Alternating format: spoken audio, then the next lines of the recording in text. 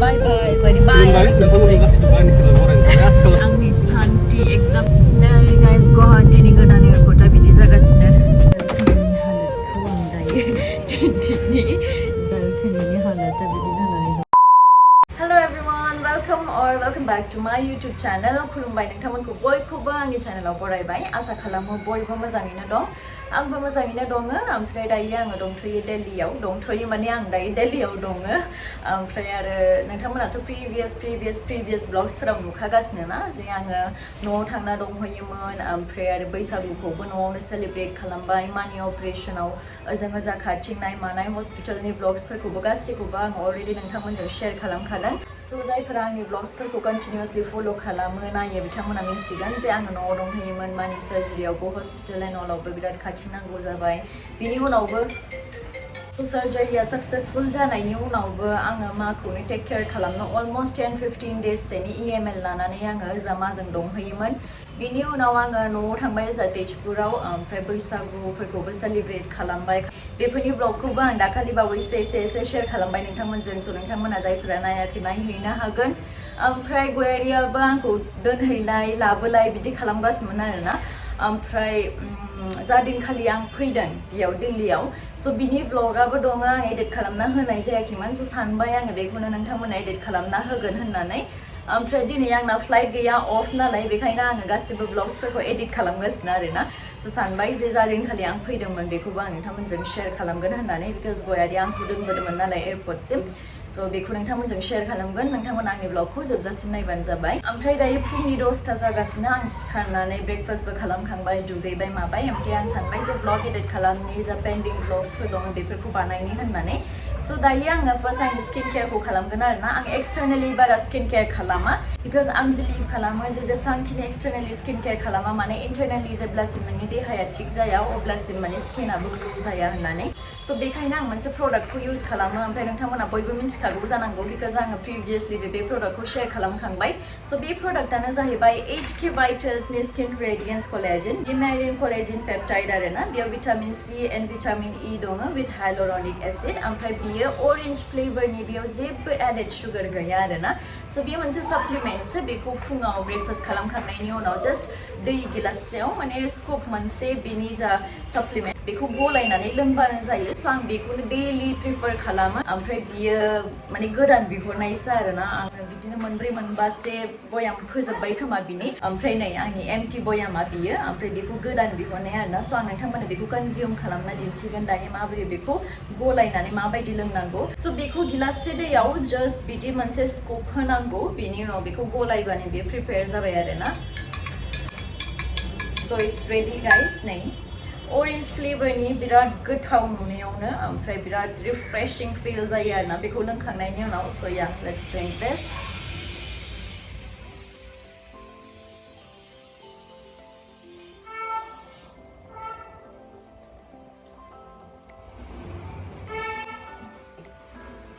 very good no added sugar nothing just flavor गोनां orange flavorनि very tasty ओमफ्राय बे प्रडाक्टखौ यूज खालामनायनि जस्ट साननैसो उनावनो आं बिराद भिजिबल चेन्जेसखौ मोन्दों आरोना ओमफ्राय आरो बेखौथ' यूज खालामनाया बिराद गोबावानो जाबायसै ओमफ्राय दाथ' माने बिराद माने हिउज डिफरेन्स आरोना सिगां माबायदिमोन ओमफ्राय दा माबायदि बिकज आंनि फाइन लाइन्सफोराबो बिराद रिमुभ जाबाय साबसिन जालांबाय ओमफ्राय आंनि स्किनाबो माने भितरनिफ्रायनो ग्ल' खालामो आरोना ओमफ्राय लोगोसे आंनि नेल्सफोराबो बिराद स्ट्रं जाहोलांबाय आंनि खानायनि ग्रथआ मोजां जाबाय स्ट्रं जाबाय आरोना आं मिथिगौ जे बांसिनानो 10 डिफरेन्ट स्किन केयार्सखौ प्रिफार खालामो स' देट स्किना ग्ल' जाथों बा मोजां जाथों होननानै बाट बिं कनसिस्टेन्ट इज मोर इम्परटेन्ट लाइकवाइज आंबो बिदिनो बे साप्लिमेन्टखौ लानायाव कनसिस्टेन्टखा स्टार्टिङाव आं जेब्लानिफ्राय लादों दिनैसिम आं बे साप्लिमेन्टखौ सानसेबो स्किप खालामाखै आई थिंक बे कनसिस्टेन्सिनि थाखायनो आं आंनि स्किनाव भिजिबल चेन्जेसखौबो नुनो मोन्दों स' नोंथांमोना जुदि सोरबाफोर बे प्रडाक्टखौ पारचेज खालामनोब्ला डेफिनेटलि पारचेज खालामनो हागोन आं बिनि लिंकखौ डिस्क्रिप्शनाव होनानै दोनगोन नोंथांमोना लिंकनि थ्रुजों पारचेज खालामनो हागोन लोगोसे नोंथांमोना आंनि कुपन क'डखौबो इउज खालामनो हागोन BORO10 ओमफ्राय नोंथांमोना बे प्रडाक्टखौ बेस्ट प्राइसआवनो पारचेज खालामनो हागोन आरोना इमान हारामि आं थांगोन फै आं थांगोनखाय गाबनो नागिरदों नकलि मेगन मोदै सि so fake so cringe ची दे गाबना खोन्था थांसिगोन गारनानै बथलाना दं नै आरो बथलानि गाबगासिनो दं दै लुनानै so आं थांसिगोनखाय गाबदों so गोबां टाइमनि उनाव दिनै फाइनालि आङो दिल्ली थांफिनगासिनो almost after 2 months ना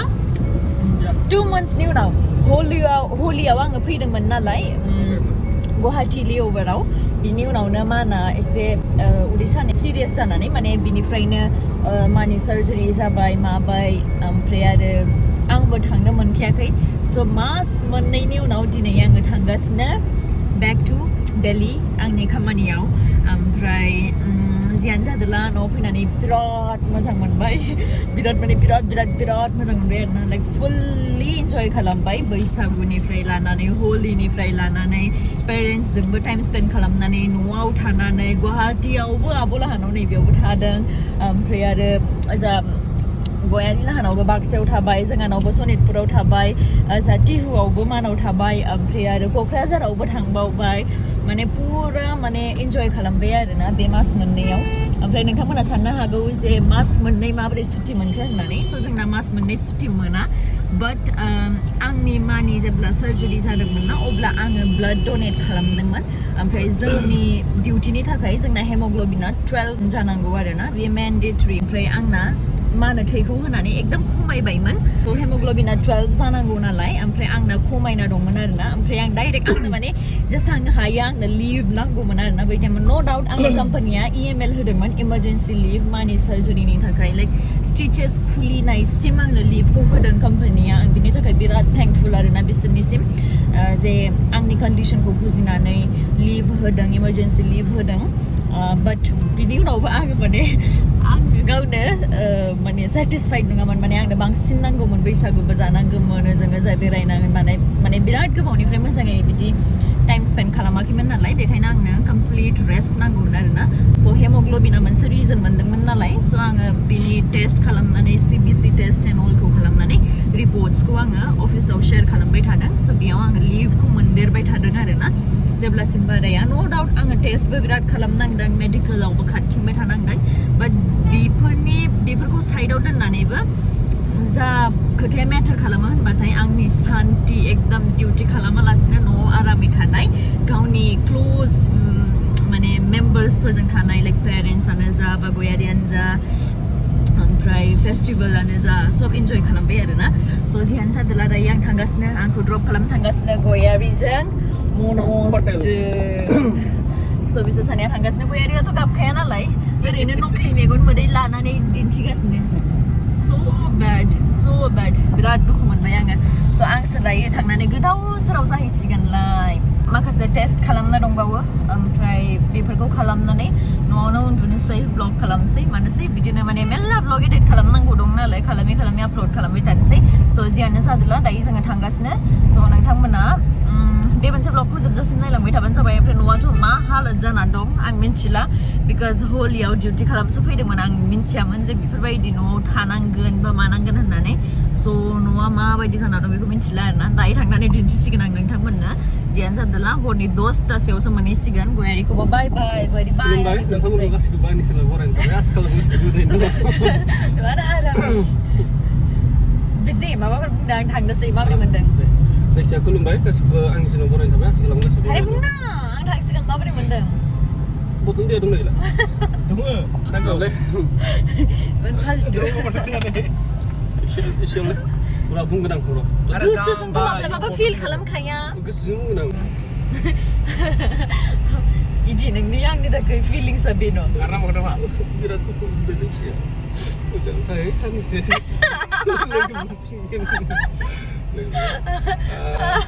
whatever जियानो जादों जायखिजाया एथ' दिन ज' थाबाय ओमफ्राय जायखिजाया डिउटिथ' मावफानांखागोन लाइफआव बयहाबो मोनसे मोनसे पेसन थायो आरो लाइफआव सोलिनो थाखाय माबा मोनसे मावफानांगोन स' आंनि लाइना बेलेग आंनि खामानिखौ आं मावगासिनो दङ आं मावबाय थागोन स' बिनि खामानि बेहाबो लाइफआव मोनसे हास्थायनाय दं जे बेखौ मावनानै मोजां मोनो सम माव मोजाङै माव थां मोजाङै थाहैदो आरामसे ओमफ्राय आरो सुटि मोनबानो फै लोगो मोनलायखागोन फैखायो गावबो गाव फैनो लुगैदों आंबोथ' फैखायो गुवाहाटियावनो होनबा जेनेबा आंनिया बिजनेस नालाय आं टाइमखौ दिहुननो हायो बाट बेनिया एसे डिउटि जायो नालाय अफिसाव गाव गावनि आन्दाराव एसे थायो नालाय स' बेहाय एसे प्रब्लेम जायो स' बेहा टाइम मोनबानो आं मेनेज खालामनो हायो स' बिदिनो लोगो हमलायो नै गाइस गुवाहाटीनि गोदान एयारपर्टआ बिदि जागासिनो कन्स्ट्राक्सन सोलिगासिनो सेप्टेम्बरसिम दिहुनगोन होनदों ना मामाया मा जायो मिथिला तमाम बानायदों हेभिनो सायाव डिपार्चार्स जागोन खोमा सिंथिं ओमफ्राय अराइभेल्स जागोन माने बांसिन बिदियानो जाखायो नालाय मिथिला जाखांबासो मिथिसिगोन गेदेर दे बिराद गेदेर नै गुवाहाटी एयारपर्ट